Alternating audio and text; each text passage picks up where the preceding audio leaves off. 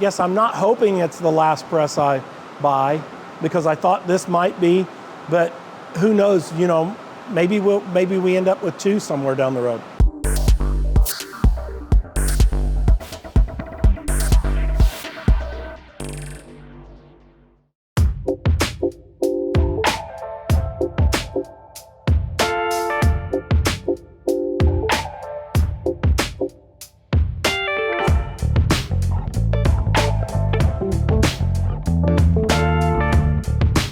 This company was founded in 2006, and it was small. We were using it to do our political work through another company that I worked for.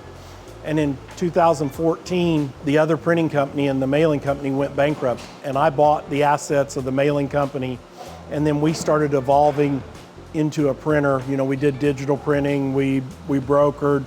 In 2018, we bought Haywood Printing, with the idea that we were going to move it all into one building in Indianapolis. And then we came in, and the day after we bought it, Gary came in with me into Lafayette. We took pictures of their press, and they said, "What are you going to do?" And I said, "It's for sale. We bought a brand new press, and we're going to start with a new press." That was the front side of the automation, where we can run faster. We can run 16,000 sheets an hour. We don't have any drying time. That's how we've kind of evolved. We can move a job right to the cutter and get it out the same day.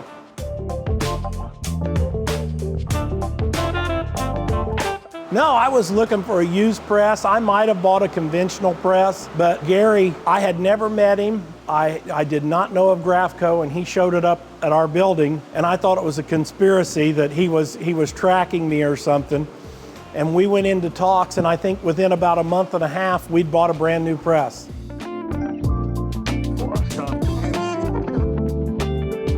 It was right away, because once we had bought Haywood Printing, we were diverting our work into them and the little bit of work they had, and we weren't keeping up with it. So we knew we had to do something more to get there. Being able to run twice the sheet size and almost twice as fast really helped us out. But it wasn't long before we figured out that we're going to outgrow this press.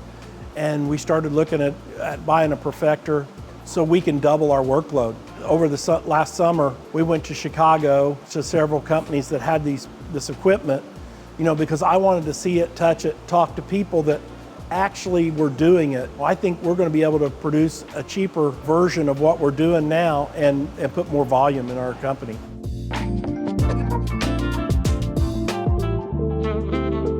Yeah, I think I lured myself into it, but I think that was always the goal. We're going to see where it goes. Our peaks and valleys in this, and the lack of press people that are available to run a piece of equipment, we can get 2 shifts of work in an 8-hour shift. If you had to have 2 press guys to run this stuff, they're non-existent. Our press guys are 66 years old. I guess it's young as you get older, but it's not as young as it used to be. And how long do they want to do it?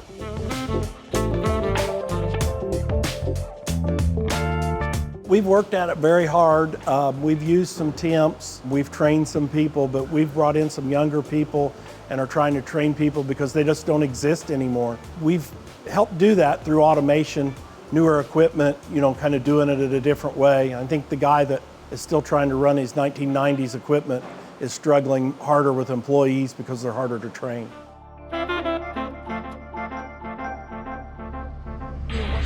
I don't know where we're going. Print's not dead because print's still growing. The number of companies, I think, maybe has shrunk a little bit, but people are doing more work, with better equipment. If you look at the companies that are surviving and doing well, they're companies that have invested heavily in equipment. They don't teach printing in school anymore. We've tried that avenue to go out to several of the high schools that had a tech program, but we haven't been able to come up with many extra people.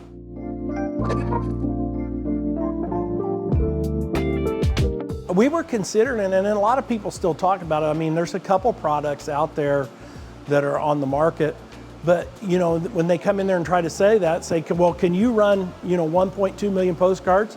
Oh yeah, absolutely. We print it and we get it on the mailer and we get it out the door in 3 or 4 days. Can you do that? Oh no, we can't do that. There's a big difference.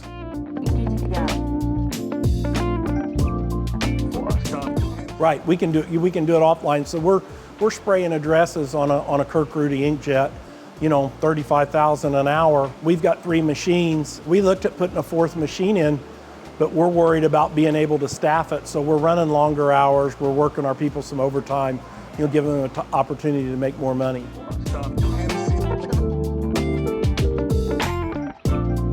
We're trying to double our sales. We're going to go after more larger run things. One and done's a big deal on a press. I've heard a lot of people say, and if you think about it, in a 12-hour shift on a perfector, you can run a semi-load of paper. If it's 8 up, and you're talking about running millions of pieces on one shift that are complete, it's going to give us the ability to grow and move forward. Yes, I'm not hoping it's the last press I buy, because I thought this might be, but who knows, maybe we end up with 2 somewhere down the road.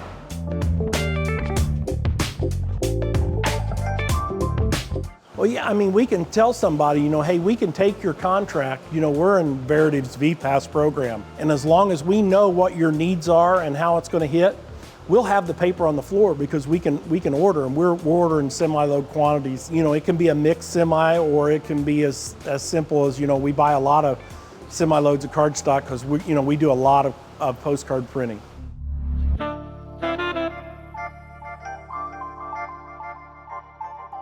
Yeah, we do a lot of newsletter work. We do a lot of university work, book work. We even do some coil binding. We bought a DigiPunch. I don't know if you're familiar with that, but the DigiPunch enabled us to do 8 hours worth of punching in an hour and be done with it. We've automated on that side. We put in the horizon. We took out a Mueller stitcher. A lot of times, our book's done before somebody's done folding. We're able to get it out the door.